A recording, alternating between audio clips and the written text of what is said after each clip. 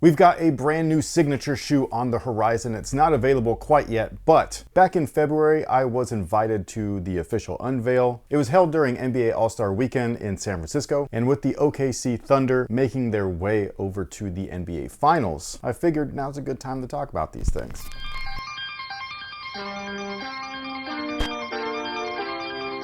Hey, what's going on, guys? My name's Chris. Welcome back to the official WearTesters.com YouTube channel. Today, we are taking a detailed look and breakdown, quite literally. These things were broken up into pieces. It's my favorite thing ever when it comes to sneakers. But today, we are talking about Shai Gilgeous-Alexander's first official signature shoe with Converse, which has been dubbed simply the Converse Shai 001. Now, before we get started, time is running out if you are interested in pre-ordering the newest Since Apparel drop. That does include this Since the 90s tee, our Since the 2000s tee, as well as our bring back of the Since 89 tee. Pre-orders close June 10th. If you were interested, make sure that you head over to sinceapparel.com now before it's too late. Now, like I was saying before, the shoe itself was unveiled. Well, technically it was like unveiled online, but they had an unveil event. They had the product there, just not available for us to try on, but I did have them in hand. They had all kinds of cool stuff everywhere. So we're just gonna talk about what the shoe offers, just in case you guys were curious. So the first thing that I'll talk about is actually the weight. While I did not have a scale with me, the weight in hand felt extremely light despite how bulky and bulbous the shoe actually looks. Speaking of looks, they're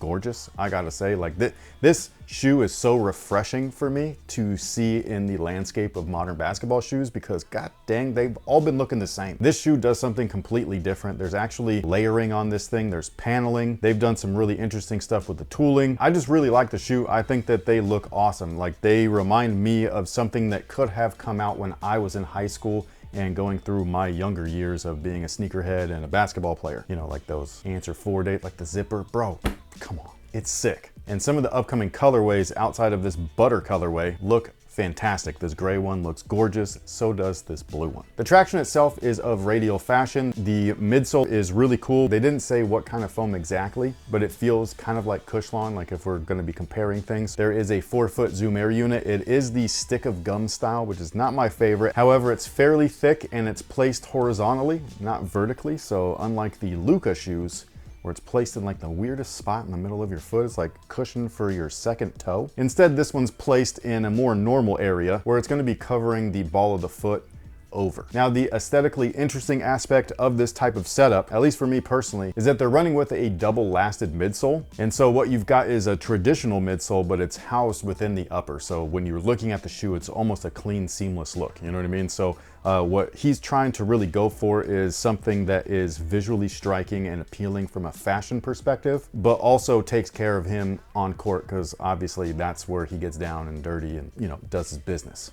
Not in a weird way, but like, you know what I mean? It's where he works. So if you're looking for something that's going to be a good crossover type of shoe where you can wear it on court and off court, this should fit that bill perfectly. But if you're only wearing them off court, I think that you'll enjoy it. And if you're only wearing them on court, I also think you'll enjoy it. It's got like the best of both worlds, you know what I mean? Like, they're catering to both sides, which is how things should be. There are also extra little pieces on here that I really like that just like lend to the design, because the overall upper is fairly simple. You basically got the overlay, which is the nicer premium materials. You got the underlay materials, which is the stuff that you don't really see. It's the thing that keeps the interior smooth so that it doesn't chafe your feet and give you bloody feet and toes. But there's also extra stuff like the heel molding features, the heel counters, which are external and internal. It's just a really cool look. You got a puffy tongue. I dig it. Now, obviously, in terms of sizing, they didn't let us try anything on. That was kind of a bummer. I don't know how they're gonna fit just yet. All I know is that based off of what I saw from like the pullover and things like that, which is the upper without everything attached.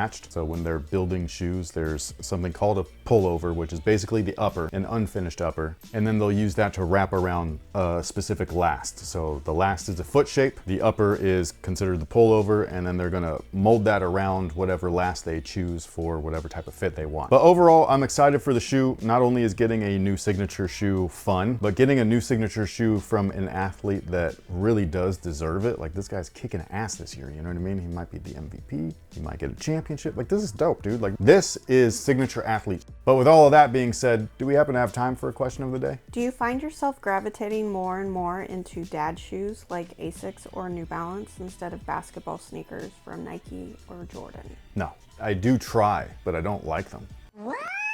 It's not that I don't like the products. I do like the products. We review the products here, and when I do, I try to be as not biased as possible, you know what I mean? But it's definitely not my style. How should I put this? When I'm just casually like when I'm just out and about, like everyday, you'll either see me in a pair of 1s, a pair of 3s, a pair of 4s, maybe the great 5s, but 9 times out of 10, you're probably seeing me in some Vans. You know what I mean? Like that's what I wear predominantly. Like I don't need like stuff.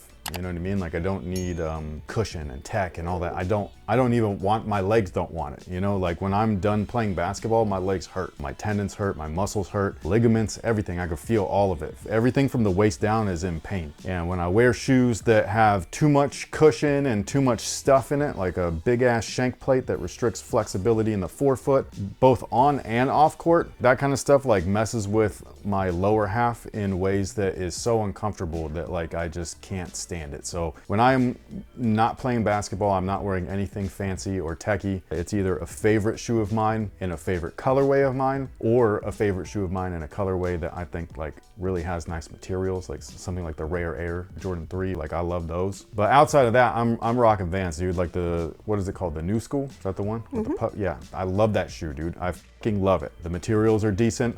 They could be a little bit wider, but once I break them in, they're not like a big deal. So yeah, I like that they're really low to the ground. They're stupid neutral, you know what I mean? Like they don't feel like anything. Like I put them on, I'm good. But yeah, I'm not wearing any of the, like I said, I try. The one time that I did, remember what Eric said? My son, my own son, told me that I look like his teacher. That was not a compliment, it just wasn't. He's a nice guy, but like, you know, I'm not trying to aspire to be like that dude, you know what I mean? So yeah, I know that they're trending and things like that, but I don't really care about trends. I just wear what I like. I wear what I think feels good, and yeah, that's pretty much it. But what about you guys? Have you hopped on the, what was it called? Just the dad shoe trend? Or have you stuck with your own style, or has your style changed over the years and you don't wear that, but maybe you wear something else? I don't know. But sound off below and let us know what you think about the Converse Shai 001. Feel free to answer the question of the day, and don't forget to head over to sensapparel.com to get your pre-orders in before it's too late. Thank you so much for being here. Thank you so much for watching. We will catch you guys in the next one. So until then, you guys have a good one. But with that being said, sound off below and let us know what you think about the Converse Shai 1. Shai or Shy? Shai. But with that being said, sound off below and let us know what you think about the Converse Shai 001. Shai. But with that being said, sound off below and let us know. F me in the ass. Jesus Christ. You hadn't even gotten there. I know, it's because you were laughing and it made me laugh. But with that being said, sound off below and let us know what you think about the Converse Shai. But with that being said, sound off below and let us know what you think about the Converse Shai?